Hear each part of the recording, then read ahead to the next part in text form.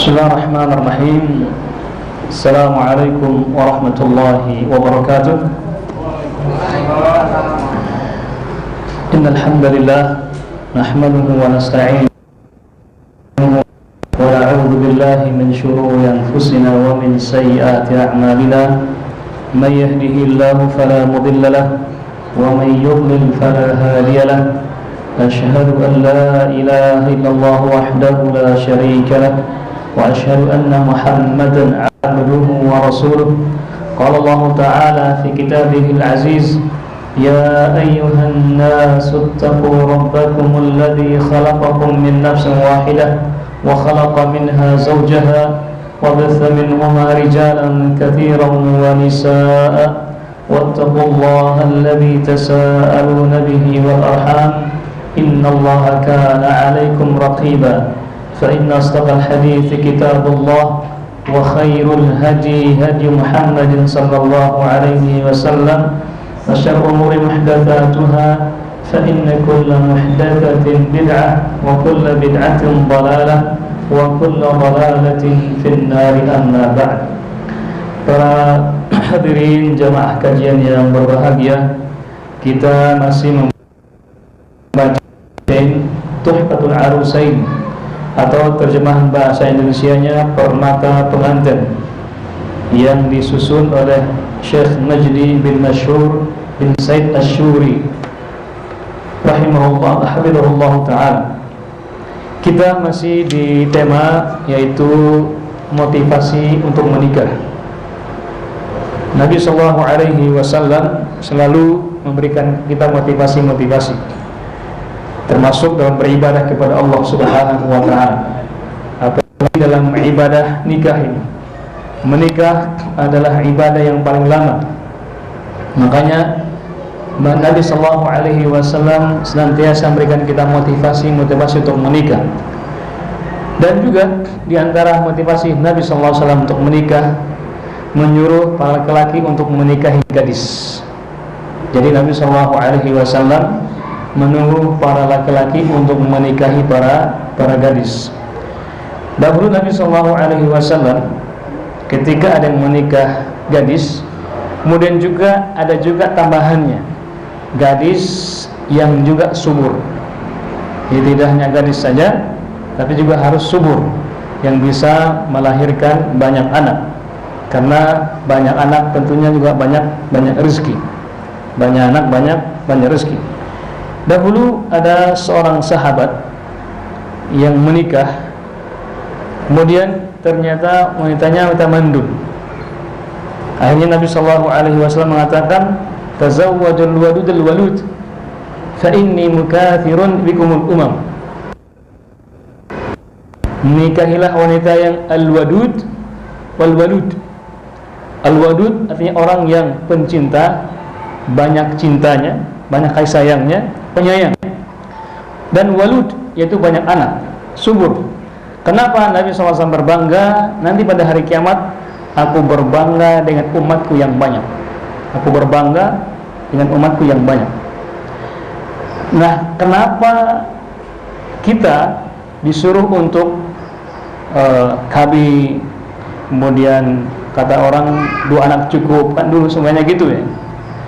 Ingat, itu bukan programnya Nabi kita Muhammad SAW.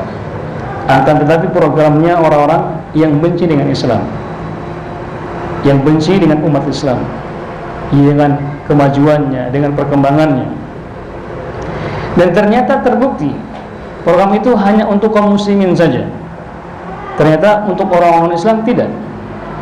Kita tidak pernah melihat misalnya orang kafir antri di puskesmas untuk suntik KB, nggak pernah gitu. Kita nggak pernah lihat orang-orang, ya maaf saja, Cina misalnya antri di puskesmas untuk suntik pil KB, tidak. Hanya orang Islam yang disuruh untuk 2 anak cukup. Di sini kan ada pertanyaannya, kenapa? Kenapa hanya umat Islam yang ditekankan? Coba lihat orang-orang kafir dan Islam, tidak ada penekanan di sini. Makanya umat Islam harus berpegang dengan sunnah Nabi kita Muhammad SAW dengan selalu memperbanyak anak. Kita ditakutkan dengan semboyan, yaitu kalau banyak anak, bagaimana cara menafkahinya, bagaimana cara membesarkannya. Kita pun takut-takuti, sehingga banyak orang kaum muslimin yang takut punya anak banyak, bahkan dicemoohkan. Ketika ada orang yang banyak anaknya, wah banyak anak, dihina, dibicarakan, dan yang lainnya. Katakanlah, kami seperti ini karena mengamalkan hadis Nabi Shallallahu Alaihi Wasallam. Nabi yang sabdakan tadi, hadis Nabi yang kita bacakan tadi, tazawwadul wadud al walud, fa inni mukathirun bikumul umam. Nikahilah wanita yang penyayang dan juga subur, karena sesungguhnya aku akan berbangga kepada umat-umat yang lainnya tentang banyaknya umatku nanti pada hari kiamat. Jadi itu yang harus kita perhatikan. Dan juga dalam hadisnya Nabi Shallallahu Alaihi Wasallam, hadis yang lainnya Nabi bersabda, "Linutafikum wa ankihul atfa'a wa ankihu ilaihim." Hadis riwayat Imam Ibnu Majah dalam sahihnya, dalam hadisnya, dalam kitabnya Sunan Ibnu Majah. Beliau bersabda apa? Pilihlah wanita-wanita terbaik untuk air mani kalian. Tentunya wanita yang saleh, yang beriman kepada Allah Subhanahu wa taala. Nikahilah wanita yang setara, satu kufu dengan kita. Dan juga seorang laki-laki juga ketika menikahi seorang wanita juga harus melihat sekufunya, setara enggak dengan dia. Karena jangan sampai dia berkhayal ingin menikahi seorang padahal dia sekufu, sepadan dengan dirinya. Dan itu bagian dari bagian dari agama kita. Kenapa misalnya ada dari bangsa Arab tidak mau menikahi non Arab misalnya? Karena ingin sekufu, bukan karena ada unsur fanatisme golongan, tapi karena sekufu, ingin sekufu. Jadi sekufu ini penting, bagian dari sunnah Nabi kita Muhammad SAW. Kenapa? Dikhawatirkan nanti ketika tidak sekufu misalnya, tidak sekufu, apa yang terjadi? Nanti dia dicemoohkan di keluarganya, dikucilkan dari keluarganya, oleh keluarga istrinya. Kenapa? Karena dia tidak sekufu. Jadi, wahai para laki-laki, nikahi nanti yang sekufu dengan kita. Dan begitu juga wanita, pilihlah wanita yang sekufu dengan Anda, agar nanti hidup bahagia dalam menjalankan rumah tangga itu. Dan ini juga bagian dari sunnah Nabi kita Muhammad SAW. Dan wa'ankihu ilaihim, kemudian dan nikahkanlah wanita-wanita kalian ini dengan mereka yang laki-laki yang setara juga. Ini perintah Nabi kita. Bagian dari sebab bahagia itu karena kita sekufu. Sekufu. Baik. Yang berikutnya sunnah para nabi dan para rasul. Nikah adalah sunnahnya para nabi dan para rasul. Nabi Shallallahu Alaihi Wasallam bersabda, Allah Subhanahu Wa Taala berfirman, "Walaqad arsalna rusulan min qablika, wa ja'alna lahum azwajan wa dzurriyyah." Jadi dan sungguhnya kami telah mengutus beberapa rasul sebelum engkau wahai Muhammad, dan kami berikan kepada mereka istri-istri dan keturunan. Jadi menikah itu adalah merupakan sunnah Nabi kita Muhammad Sallallahu Alaihi Wasallam, dan juga sunnah Nabi-Nabi sebelumnya, sunnah nubuah Nabi sebelumnya. Dan Nabi itu rata-rata tidak punya, jarang di antara mereka satu istrinya. Mereka berapa istrinya? Lebih dari satu. Itu para Nabi. Ini para Nabi. Dan Nabi Shallallahu Alaihi Wasallam mendapatkan kekhususan dari umatnya, boleh menikahi melebihi dari 4. Tapi kalau umatnya berapa? Maksimal hanya 4 saja. Maksimal hanya 4. Ingat, ini adalah merupakan sunnah Nabi kita Muhammad Shallallahu Alaihi Wasallam. Membenci poligami berarti sama yang membenci sunnah Nabi kita Muhammad Shallallahu Alaihi Wasallam. Membenci poligami sama dengan membenci syariat Allah Subhanahu Wa Taala. Jadi harus hati-hati.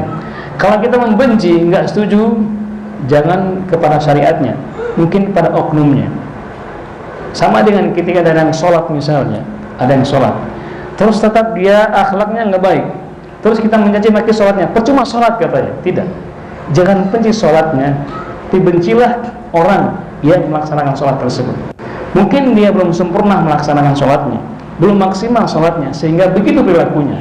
Nah, begitu juga ketika ada orang yang poligami, ketika dia tidak becus, nggak beres poligaminya, jangan benci poligaminya, bencilah oknumnya yang mungkin dia tidak maksimal, belum belajar. Makanya sebelum antum melaksanakan, belajar dahulu tentang ilmu poligami, tapi jangan sama anak, karena belum punya ilmunya.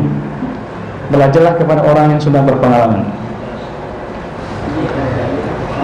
Kemudian yang berikutnya, dalil bahwasanya juga sunnah menikah juga bagian dari sunnah para nabi rasul. Dalam hadisnya Nabi sallallahu alaihi wasallam bersabda, arba'un min sunanil mursalina at-ta'atturu wan nikahu was-siwak wal haya. Kata Nabi, ada 4 perkara di antara sunnah nabi dan rasul. Jadi kalau kita ingin melaksanakan sunnahnya para rasul, ada 4. Semua nabi kita laksanakan keempat-empatnya itu 4. Yang pertama apa?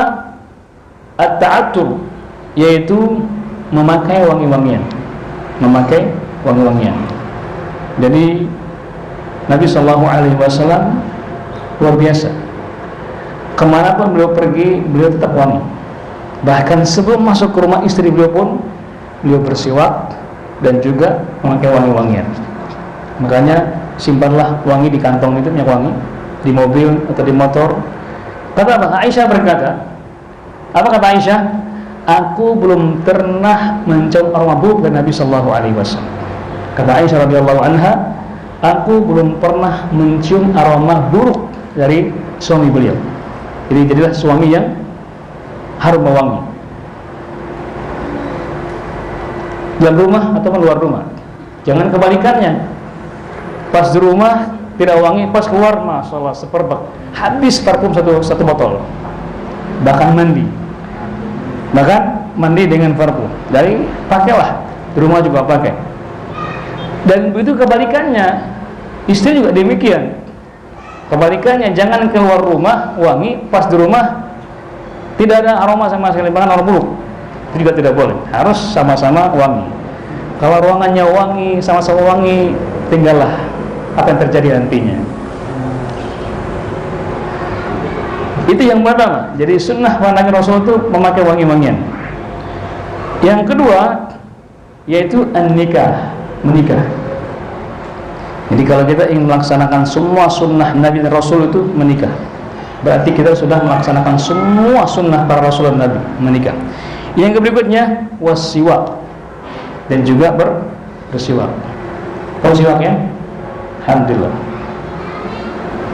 Kalau yang belum punya, nanti kita kasih fotonya. Ada foto di via store ada, kalau nggak salah. Itu yang ketiga. Yang keempat, wal haya, dan rasa malu. Jadi rasa malu itu adalah merupakan sifatnya Nabi dan Rasul, dan ciri khas orang yang beriman kepada Allah Subhanahu wa taala. Kata Nabi sallallahu alaihi wasallam ketika dalam hadisnya bahwasanya malu itu tingkatan-tingkatan. Iman itu ada tingkatan-tingkatannya. Wal haya syu'batun minal iman. Dan malu itu adalah bagian dari keimanan kepada Allah Subhanahu wa taala. Kata para penyair, idza lam tastahi fasna ma syi'ta. Kalau kamu tidak punya rasa malu, maka laksanakanlah apa yang kamu laksanakan. Itulah orang-orang tidak punya malu. Bukan tidak punya kemaluan, punya rasa malu. Maka dia pasti akan melaksanakan apapun itu. Apapun itu.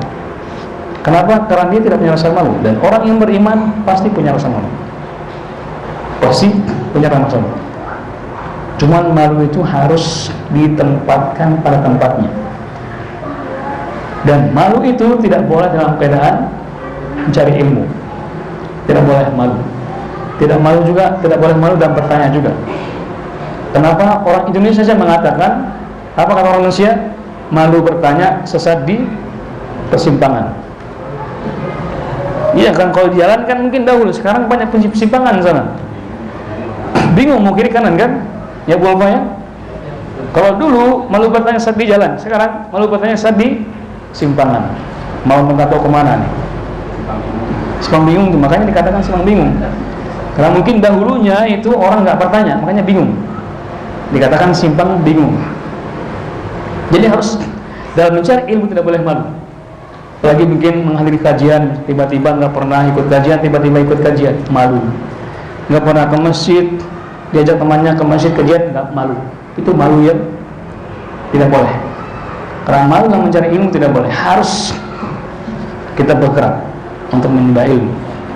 Kemudian juga Nabi SAW menyampaikan kabar gembira kepada orang yang ingin menjaga diri berupa pertolongan Allah Subhanahu wa taala.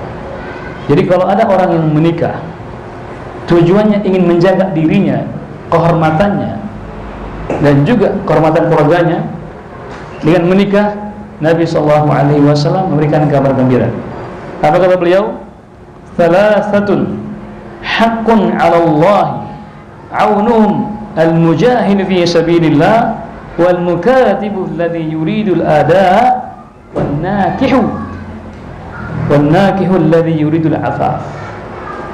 Nabi bersabda, ada 3 orang yang mana pasti akan mendapatkan pertolongan dari Allah Subhanahu wa taala.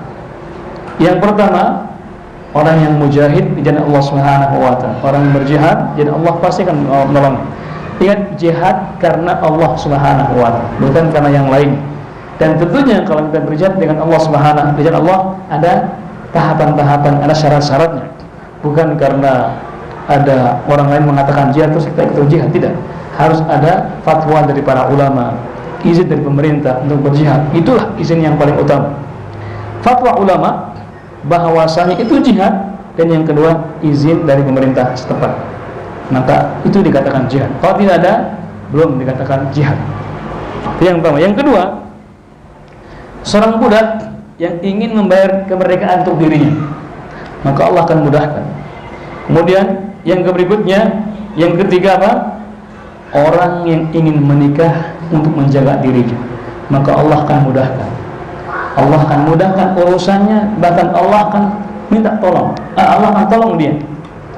Allah mudahkan dan akan tolong dia. Akan memberikan jalan lurus dengan tanpa hambatan. Sebelumnya mungkin banyak godaan, tapi ketika dia sudah menikah, maka Allah akan mudahkan urusan-urusannya. Tentunya apa? Dengan bertakwa kepada Allah Subhanahu wa taala. Kemudian yang terakhir dari bahasan kita, karena setelah ini ada pertanyaan. Ini ada banyak hadiah bingkisan dari riset kalbu. Ada berapa nih? Ini semuanya dibagikan bagaimana? Semuanya untuk hari ini saja. Ya. Ya. Oh, dibagi-bagi sebisanya ya. Jadi persiapkan pertanyaan. Jadi pertanyaan hadiah bagi yang bertanya atau yang menjawab? Ya, berarti kalau mereka bertanya, Anda menjawab, berarti Anda hadiah berarti ya.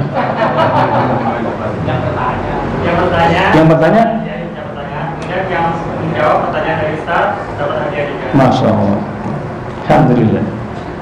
Berarti buat antum semuanya. Tidak untuk panitia. Iya. Oh iya, dia untuk panitia ya. Harusnya yang panitia harus pakai itu, pakai apa namanya? Tanda kenal, biar ketahuan gitu. Berarti, baik, kita bacakan hadis yang terakhir. Dalam hadisnya dari Abdullah bin Mas'ud radhiyallahu anhu, Nabi bersabda, "Iltamisul ghina fin nikah. Yaqullahu ta'ala, in yakunu fuqara yughnihumullah min fadlih wallahu wasi'un 'alim." Hadisnya sahih Imam At-Tabarani rahimahullah ta'ala. Apa kata beliau? Carilah kekayaan, kecukupan dari menikah. Jadi kalau antum ingin nikah, nggak bakal kaya kalau tidak menikah. Harus menikah dahulu baru mendapatkan kekayaan. Kenapa? Karena Allah berfirman, iyakunu fuqara yughnihimullah. Jika mereka miskin, maka Allah akan memberikan mereka kemampuan untuk bisa dikaya raya. Orang yang menikah itu sebenarnya mampu untuk kaya, cuman dia tidak mau mengeluarkan kemampuannya untuk jadi orang kaya raya. Jadi harus Antum tuh harus mengeluarkan kemampuan. Potensi antum tuh banyak.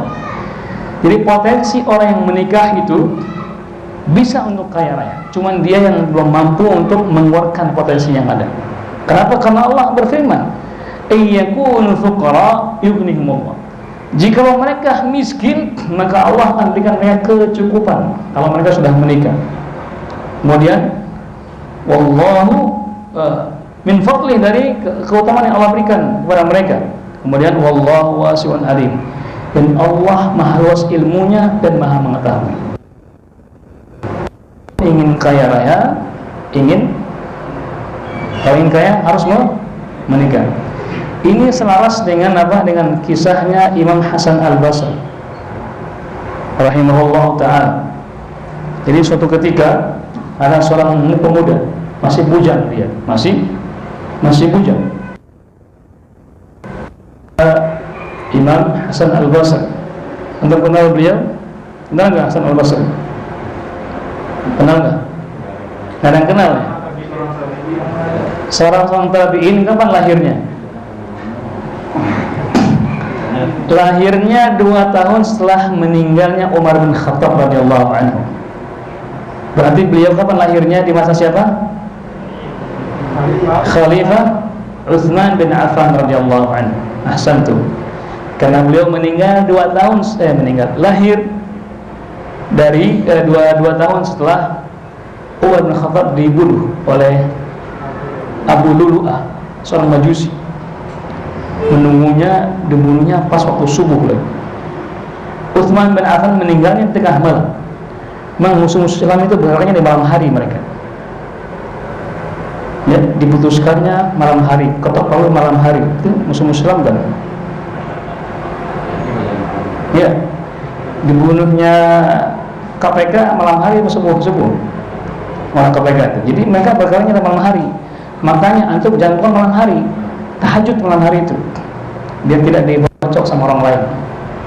Subuh ke masjid. Baik. Sekarang tadi. Iya. Hasan Al-Basri ini lahir dari seorang ayah. Ayahnya seorang budak awalnya, bernama Yasar. Mirip tuannya sama, namanya Zaid bin Thabit, sahabat Nabi sallallahu alaihi wasallam. Hebat sekali. Ibunya bernama siapa? Ibunya bernama Khairah, dari seorang pemilik Ummu Salamah, istri Nabi sallallahu alaihi wasallam. Hebat sekali. Menikahlah Yasar dengan Khairah ini, lahirlah siapa? Hasan Al-Basri rahimahullah ta'ala. Beliau lahir di bawah masanya para sahabat yang penuh dengan kenabian, dan beliau pun tumbuh besar di masa-masa penuh dengan fitnah. Di antaranya fitnah yaitu Khalifah ke-1 Hajjaj bin Yusuf Al-Thaqafi, sehingga beliau pun banyak melihat hikmah dalam kehidupan tersebut. Nah, beliau ketika menafsirkan ayat ini, "Ayyakunu fuqara yughnihimullah min fadli." Jikalau mereka pun miskin, maka Allah akan menjadikan mereka kaya, kecukupan. Nah, ada orang muda datang kepada beliau minta kekayaan, minta tips bagaimana menjadi orang yang kaya raya. Akhirnya beliau dengan simpelnya, ringkas, menikah katanya. Ada ayatnya kan? Kalau miskin kaya, kalau menjadi miskin ingin kaya, nikah. Akhirnya beliau menikah, pemuda ini menikah, kemudian dia hidupnya kecukupan, tapi karena dia ingin orang yang kaya raya, dia jadi kaya. Nggak puas dengan apa yang dia rasakan, datang lagi, "Wah Imam, aku sudah menikah, kok nggak kaya-kaya?" Kata Imam, "Nikah lagi. Ini ilmu ini jangan nanti praktekkan nanti.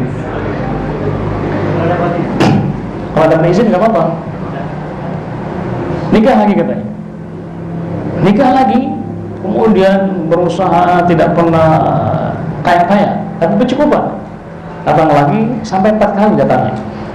Kenapa? Karena dia ingin kekayaan. Kaya itu artinya dia bisa berinfak, bersedekah, dia bisa menggunakan kekayaannya untuk kemanfaatan, kemaslahatan kaum muslimin. Akhirnya pas istrinya yang keempat ini Pemuda ini nggak datang lagi, nggak bersilaturahmi ke imam ini, sehingga Imam Hasan al-Basri curiga, kemana orang ini? Pertanyaannya, kemana orang ini? Sampai dia jadi orang terkenal kayanya di kampung halamannya, bahkan terdengar sampai kampung sebelah. Jadi saking kayanya orang ini terkenal bahwa seorang kaya raya. Akhirnya pun Imam Hasan al-Basri penasaran, gimana caranya kok orang ini bisa kaya? Datanglah ke rumahnya, bertanya, dijamu oleh pemuda ini. Masya Allah, jamu dengan karena ulama, karena jamu. Tanya, bagaimana kok kamu bisa seperti ini? Katanya, gimana triknya, gimana? Saya juga ingin penasaran, ingin tahu katanya. Dan beliau mencerita ketika yang pertama, alhamdulillah kami bahagia katanya, cukup, alhamdulillah, tapi tidak kaya, karena dia ingin kaya raya. Yang kedua, yang ketiga, biasa saja katanya. Nah, pas yang keempat ini masalah cerdas dia Ustaz katanya, Syekh katanya. Nah, cerdas dia. Dia bisa menjahit. Nah, ini Abu Nanasnya. Dia bisa menjahit dan mengajarkan kepada istri-istri saya yang lainnya katanya, menjahit. Sehingga bisa membuat semacam konveksi baju-baju yang ada. Sehingga masing-masing itu punya usaha menjahit. Dia sendiri yang memasarkan. Suaminya yang memasarkan, menjual, mengantar segala macamnya. Jadi sekarang kayak ojek online lah.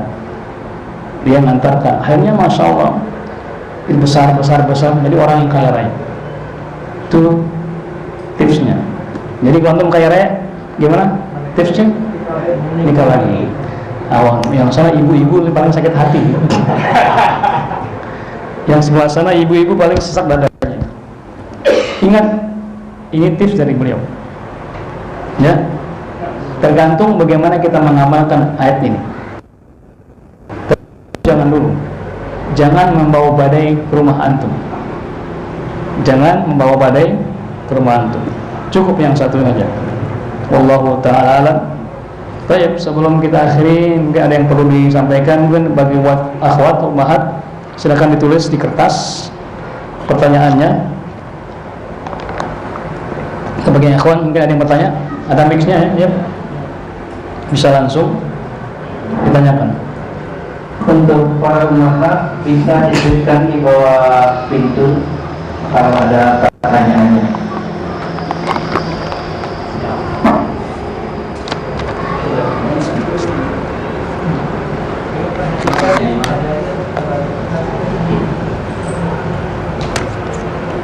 Ya, silakan. Tadi ada dua yang mengatakan masalah madu Ustaz. Nah, kita gimana tadi itu dikatakan tidak boleh madu Dalam mencari ilmu. Ya harusnya madu tidak mencari ilmu Ustaz. Dan harusnya malu juga tidak pergi sholat. Nah, itu mungkin malu itu tetap berada di dalam Islam itu. Ya. Saya minta dijelaskan. Ya, malu itu sudah jelaskan di awalnya. Antum masuk pas di pengecualiannya. Jadi kita malu itu dari antara bagian dari ciri seorang muslim, malu itu. Karena Nabi berkata wal haya syai'atul iman. Dan malu itu apa? Bagian dari keimanan kepada Allah Subhanahu wa taala. Kecuali enggak boleh malu dalam caranya. Nah, alhamdulillah antum mungkin masuknya pas pengecualiannya tadi. Allah taala. Ya. Alhamdulillah. Yang berikutnya apa tadi? Jadi malu itu diantara sifatnya seorang mukmin yang beriman kepada Allah Subhanahu wa taala. Dan juga sifatnya Nabi dan Rasul. Sifatnya Nabi dan Rasul. Malu. Kecuali tadi dalam mencari ilmu tidak boleh malu. Tidak. Mungkin itu maksudnya apa sih Allah taala. Baik, yang lainnya? Fadhal Abu Anas. Mic-nya silakan. Mic-nya mic.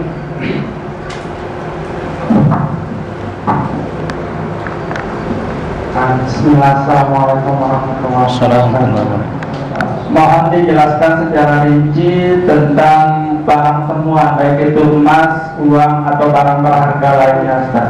Jazakallahu khairan. Masya Allah. Pertanyaan yang sangat detail nih. Secara rinci tentang barang temuan. Barang temuan ini dalam istilah fikihnya luqatah namanya.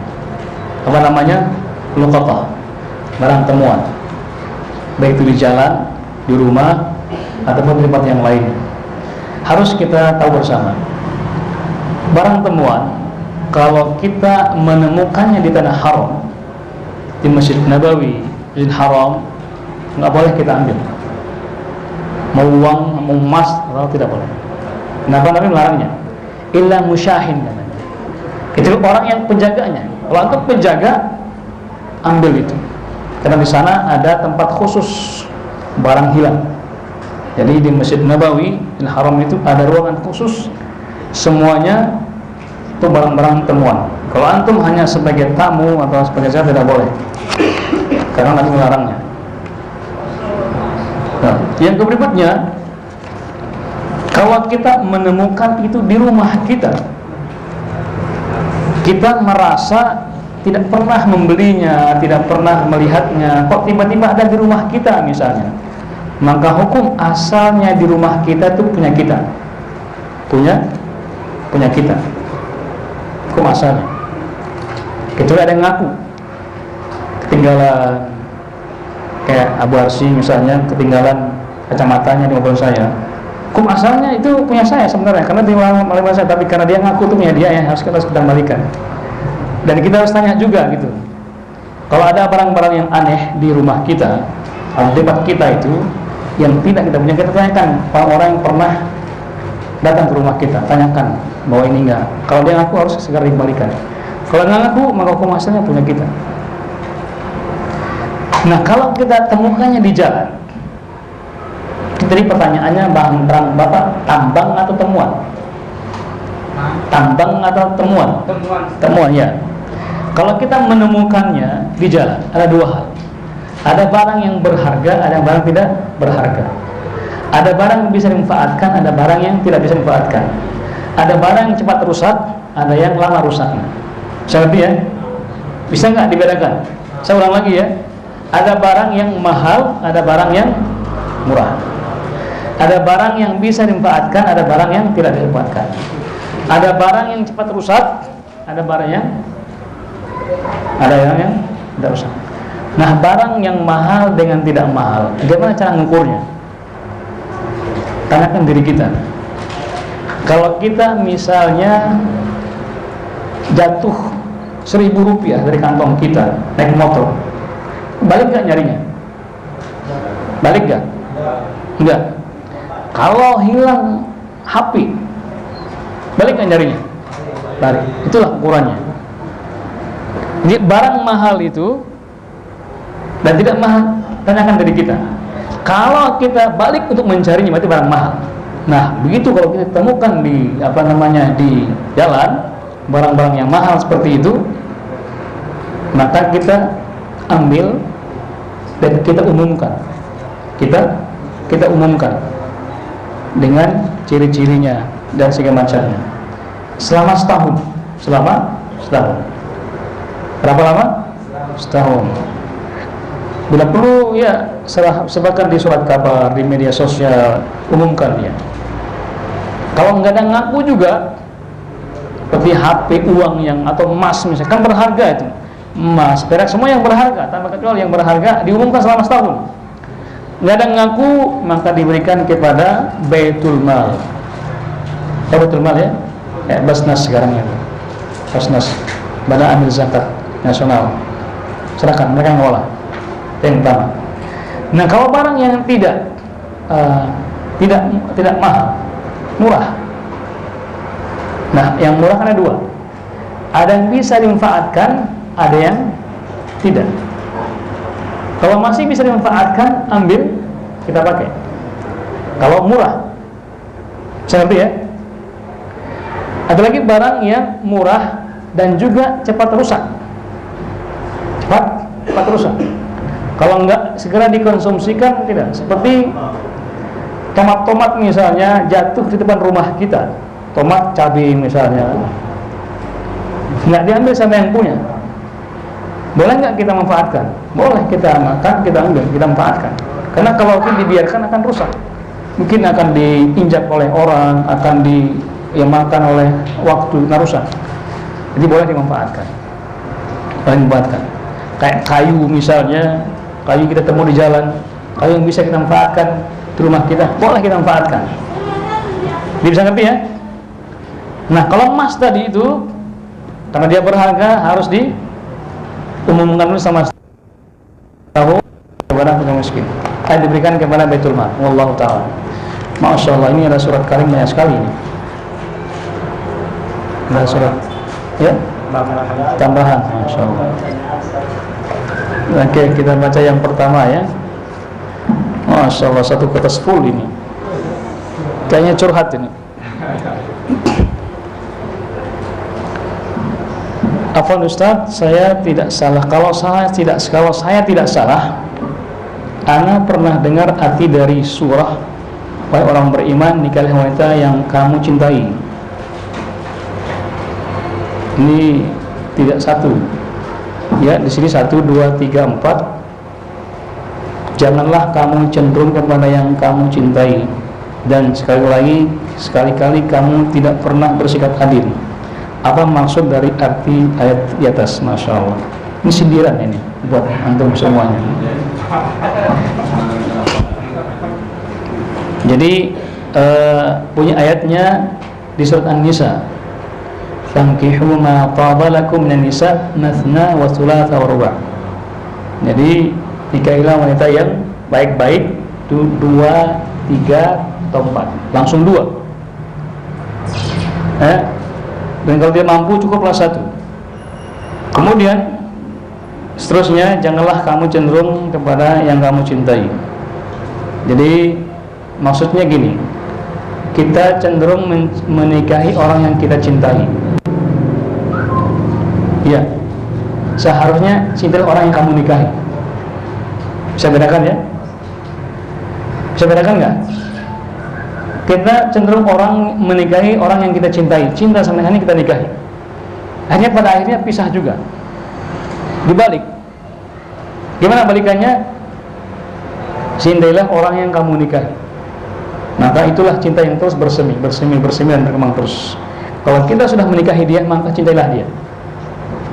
Itulah maksud dari ayat ini. Kenapa? Karena kalau cinta karena fisiknya, karena ada unsur yang lainnya, semakin pudar fisiknya makin hilang cinta. Tapi kalau kita cinta, maka dia akan terus bersemi terus. Kemudian juga walan ta'dilu wala harastum, wahai laki-laki, kalaupun kalian menikahi wanita 2, 3 atau 4, walan ta'dilu wala harastum, kalian pun tidak akan pernah bisa adil walaupun kalian berusaha untuk adil. Jadi para laki-laki jangan berkhayal untuk bisa adil. Oh, saya mampu adil. Enggak. Allah yang mengatakan wahai laki-laki, kalian tidak akan pernah bisa mampu adil. Kalau mungkin dalam hal nafkah mungkin bisa membagi hari, membagi pakaian, membagi yang lainnya, sandang, pangan. Tapi ada yang tidak akan bisa dibagi, cinta. Mungkin kepada si fulanah lebih karena dia begini, cintanya lebih. Yang si ini karena begini, cintanya sekian %. Itu tidak akan bisa dibagi. Ini yang dimaksud ayat dari Jawa. Cinta itu seorang tidak akan pernah bisa adil. Dan Nabi mengatakan demikian. Apa kata beliau? Wallahi, Nabi SAW bersabda, "Hada fima amlik." Ya Allah, inilah aku bisa miliki. Artinya Nabi mengeluh, berdoa kepada Allah Subhanahu wa taala. Beliau mampu berbagi dengan istri-istri beliau, tempat tinggalnya, makanan, pakaian, mampu beliau. Tapi beliau mengatakan, "Wala tarumanna fima amlik." Wahai ya Allah, jangan engkau mencela aku karena satu yang aku tidak bisa memiliki. Apa itu? Cinta. Karena memang Rasulullah sangat cinta kepada Aisyah radhiyallahu anha. Sangat-sangat cinta kepada Aisyah radhiyallahu anha. Dan yang lainnya tidak begitu. Makanya Nabi berdoa, jangan mencelah dirinya karena condong kepada satu orang, yang lainnya tidak. Jadi lagi-lagi kalian tidak akan pernah bisa adil dalam hal cinta ini, yang lainnya bisa. Ya, saya laksanakan ya. Yang berikutnya, bagaimana cara supaya menjadi istri yang selalu taat kepada suami, karena selama ini masih selalu sering emosi tanpa sadar. Masya Allah, harus dibangunkan itu segera, karena belum sadar katanya. Ya, jadi bangunkan dari sekarang biar sadar. Kalau nggak sadar juga sering-sering baca Al-Quran, karena marah itu dari syaitan, dan syaitan itu dari mana? Api. Dan api itu dipadamkan dengan apa? Dengan air. Maka sering berwudu, sering sholat, sering tahajud, sering minum air yang dingin dengan ruqyahnya maksudnya. Maka dengan demikian Anda akan sadar, insya Allah Anda akan taat dengan suaminya. Jadi emosi itu bagian dari godaan syaitan. Makanya dalam hadisnya Nabi SAW bersabda kepada seorang yang ingin tetap hidupnya bahagia, agar dia bisa laksanakan satu saja, apa caranya? La taghdab, jangan marah. Simpel saja. La taghdab, jangan marah. Karena marah itu membuat orang tidak tentu arah, jalannya, pikirannya, keputusannya. Kalau marah itu sudah. Kenapa? Karena syaitan yang menguasai dia. Makanya jangan pernah marah. Dan Nabi tidak pernah marah. Kepada istrinya tidak pernah marah. Dan juga perempuan jangan ngambekan. Jangan ngambekan, jangan suka ngambek. Ngambek itu wajar. Tapi kalau berlebihan, syaitan akan merasuki dia. Tapi ingat, kalau emang lagi ngambek, diamin saja. Nanti dia juga akan diam sendiri. Baik, yang berikutnya, bagaimana cara kita menyikapi orang tua yang mengundur pernikahan karena umur masih muda dan takut orang lain tetangga berprasangka buruk?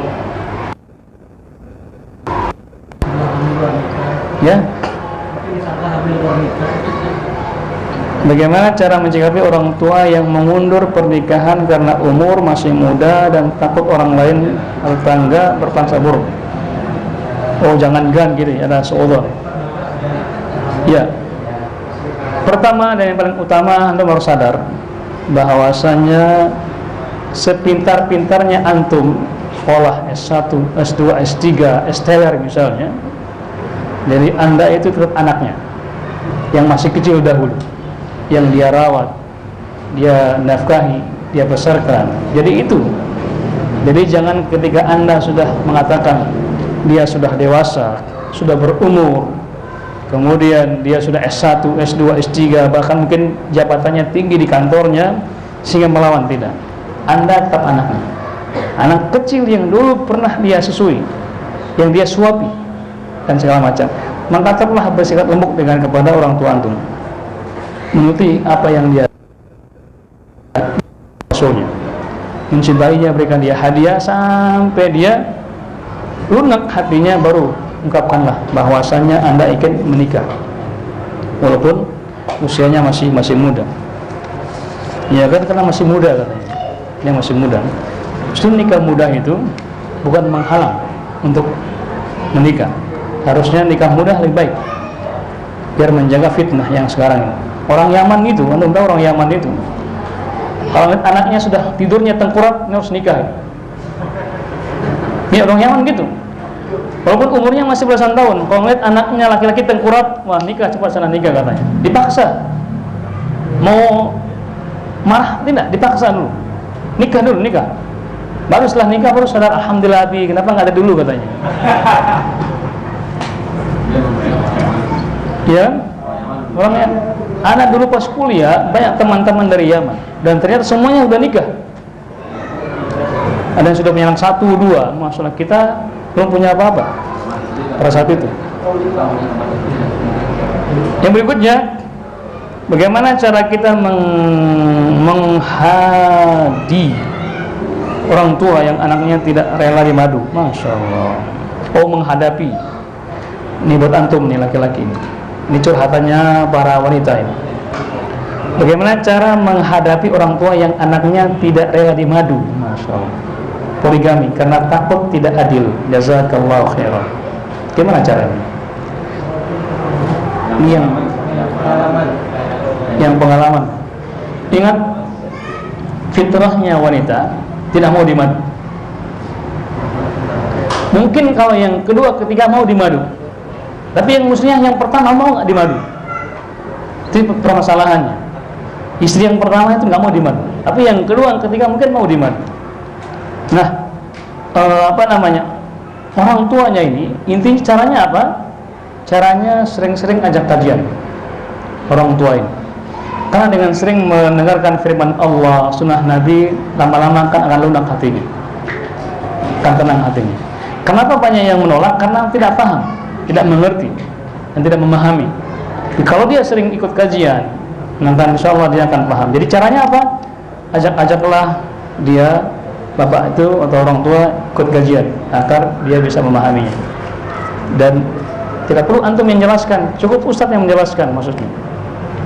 Yang berikutnya, sebelum terakhir, Pak Ustadz, bagaimana sikap seseorang istri yang suaminya belum mengenal sunnah dan mengajari anak-anaknya yang bertolak belakang dengan sunnah? Sudah diberi pengertian oleh istri, jazakallahu khairan. Ya, ajak dia kajian.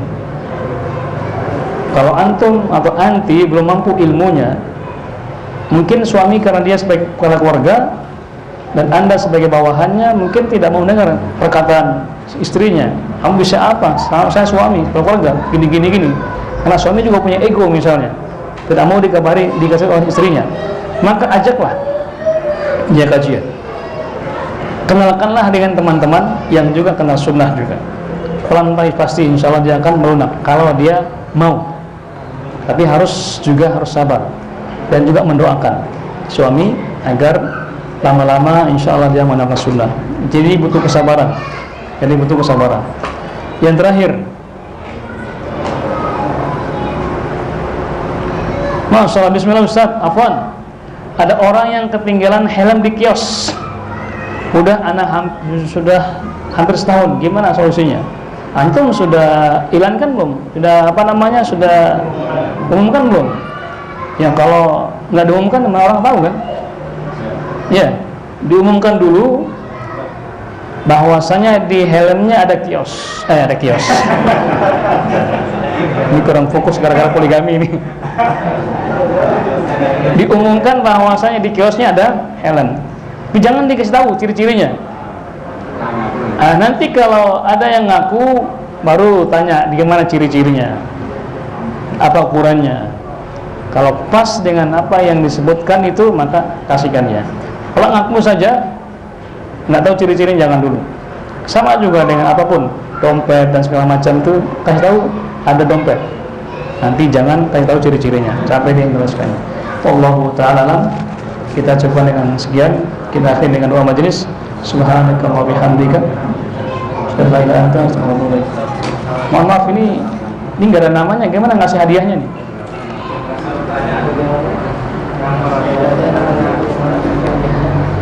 Oh, ini salah satu nih. Apakah ada syaratnya bila ingin poligami? Apakah cuma bisa adil saja? Ada banyak sebenarnya, yaitu keilmuan, kemudian juga kesanggupan dari nafkah lahir batinnya, kemudian adil itu yang paling utama. Ya, yang merasa ini Masya Allah, ini cukup nggak ini? Cukup ya? Cukup ya? Ya, yang merasa menulis pertanyaan tadi, ada hadiahnya ini. Nah, masih banyak pertanyaannya, Masya Allah. Masya Allah, ada lagi nih. Atau enggak pilih-pilih tadi? Mungkin dari Abu Lufa tadi. Ada apa ya? Ada dua kalau enggak. Oh ini ya? Oh ini sudah tadi. Ini nih yang terakhir balik dia. Udah suaranya dilipat. Lipatannya ngingkat saya waktu saya masih SMA dulu gini. Lipatannya begini. Surat. Ya. Ustaz, saya ingin bertanya, ketika papa saya hendak bepergian keluar rumah, adik saya selalu menanyakan papa hendak pergi kemana, dan papa sering menjawab mau pergi cari mama baru dulu.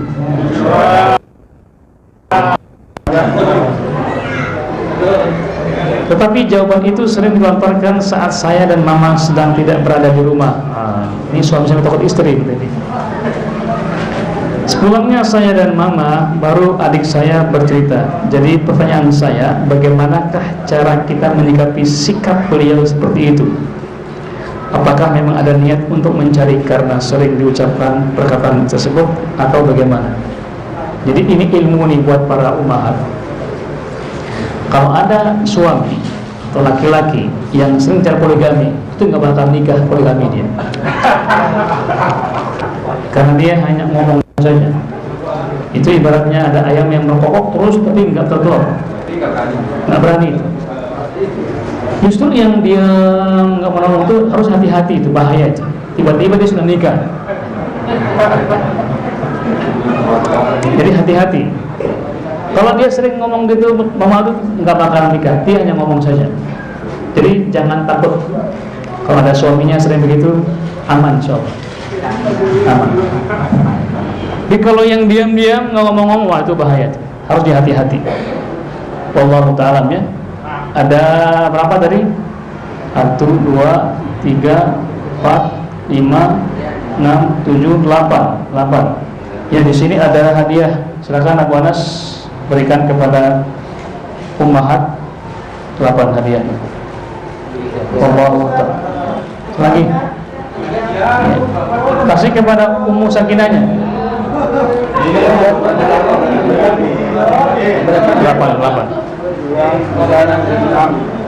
Demikian, wassalamualaikum warahmatullahi wabarakatuh.